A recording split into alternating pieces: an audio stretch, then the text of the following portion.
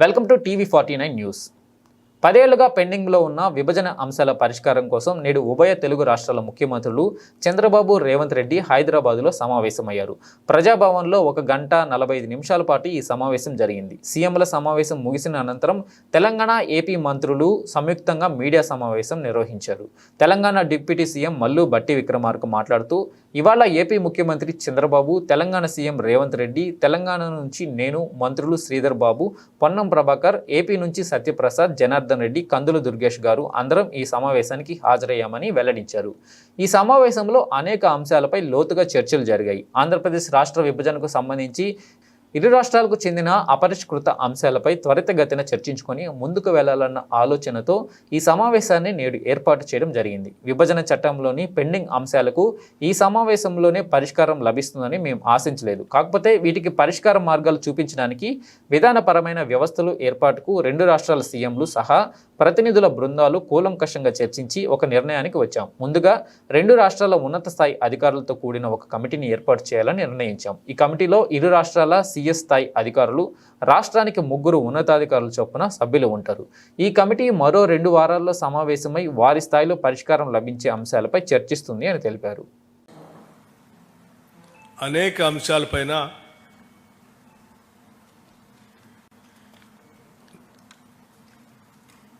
చర్చలు జరిగాయని చెప్పడానికి సంతోషిస్తూ ఉన్నాం. ఆంధ్రప్రదేశ్ రాష్ట్ర విభజన సంబంధించి విభజన ద్వారా తెలంగాణ రాష్ట్ర ప్రయోజనాలు లేకపోతే ఇరు రాష్ట్రాలకు సంబంధించిన అంశాలు గత 10 సంవత్సరాలుగా పరిష్కారానికి నోచుకోనేటటువంటి కొన్ని అంశాలు, వీటన్నిటిపైన త్వరితగతిన చర్చించుకొని ముందు పోవాలనేటువంటి ఆలోచనతో ఈ సమావేశాన్ని ఈరోజు ఇక్కడ ఏర్పాటు చేయడం జరిగింది. అయితే గత 10 సంవత్సరాలుగా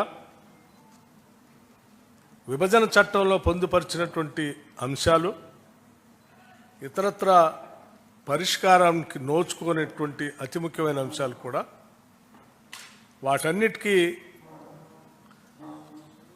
ఈ సమావేశంలోనే సమాధానాలు కానీ పరిష్కారాలు కానీ దొరుకుతాయని ఈ సమావేశం అనుకోలేదు. కాకపోతే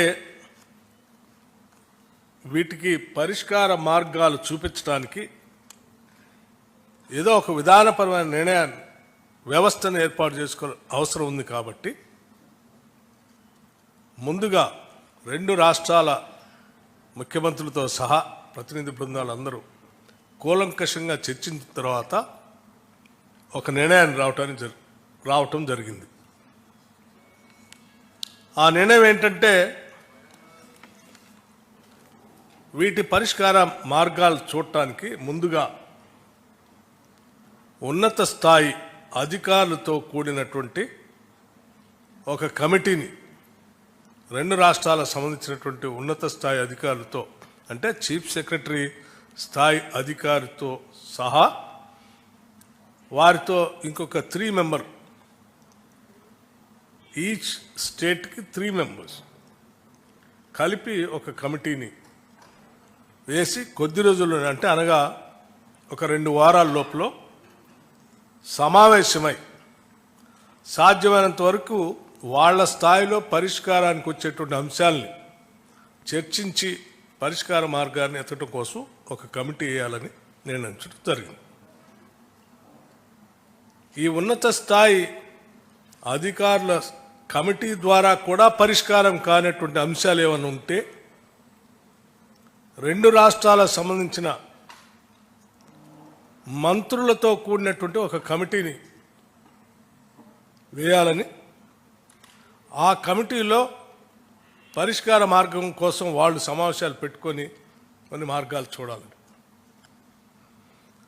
రాష్ట్ర స్థాయి మంత్రుల కమిటీలో పరిష్కారం అయ్యేటువంటి అంశాలని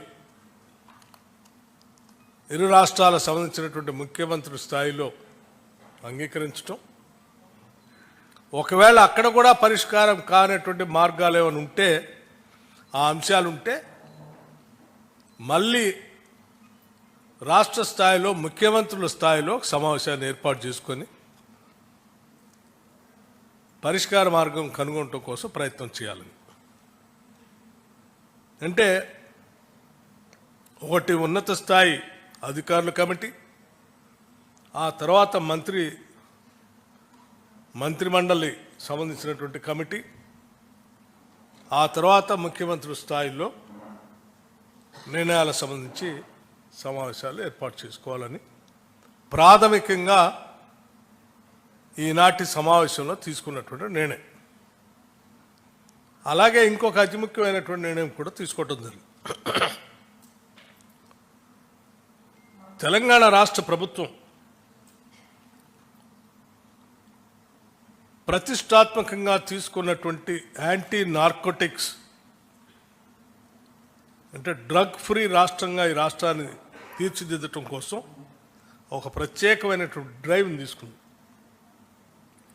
అడిషనల్ డీజీ స్థాయి అధికారిని నియమించి ఒక పెద్ద వ్యవస్థను ఏర్పాటు చేసి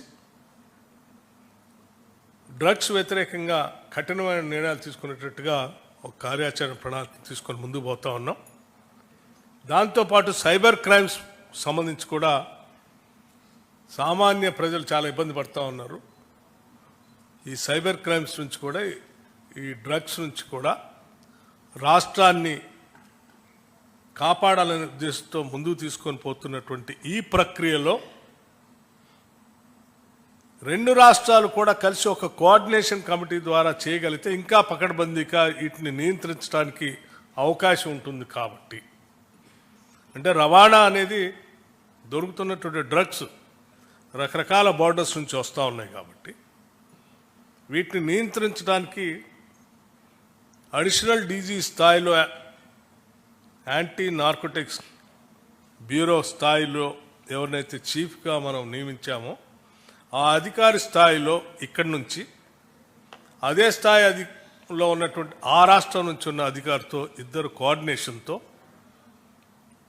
ఈ అంశాలపైన పెద్ద ఎత్తున యుద్ధం చేసి ఈ ప్రమాదం నుంచి, మహమ్మారి నుంచి రెండు రాష్ట్రాలని కాపాడుకోవటం కోసం ముందుకు పోవాలని ఒక విధానపరమైన నిర్ణయం కూడా చేయటం జరిగింది.